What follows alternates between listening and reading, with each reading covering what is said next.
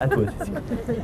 Bon, bah alors d'abord, je voudrais vous dire que je suis très contente de retrouver Nantes parce que la dernière fois c'était pour des journées d'été historiques et que j'espère vous retrouver très bientôt avec de nombreux écologistes au Conseil général, puisque c'est pas doubler nos élus que nous espérons, mais c'est bien en avoir le plus possible et surtout avoir le plus possible de candidats au deuxième tour. Vous l'avez tous dit, ici l'écologie politique est implantée depuis longtemps. C'est une région où l'écologie politique est née à progresser assez rapidement, et c'est vrai qu'on est ici d'ailleurs dans le canton où Europe Écologie est arrivée en tête aux élections européennes. Alors on est lucide, les élections cantonales c'est une élection difficile, c'est une élection en plus qu'un certain nombre de grands partis veulent voir disparaître du paysage politique comme si elle n'existait pas, c'est le cas en particulier de l'UMP. Et c'est une élection dans laquelle, sans que ce soit vraiment spontanément organisé par les grands décideurs du national, je constate en parcourant la France que les militants, les candidates et les candidates sont extrêmement mobilisés.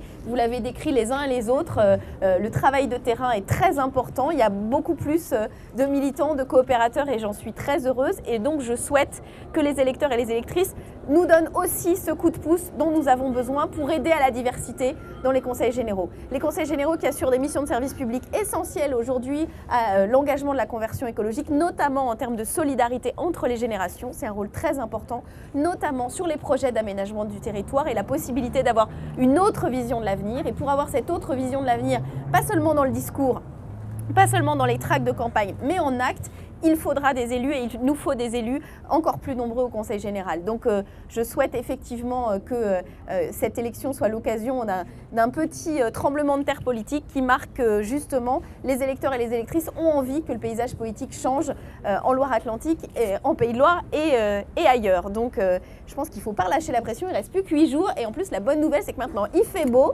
donc vous allez pouvoir faire campagne sans être emmitouflés dans des manteaux, et moi je vais continuer avec vous tous, avec vous toutes, en espérant avoir une très bonne surprise le soir du 20 mars et une excellente nouvelle le soir du 27. Voilà.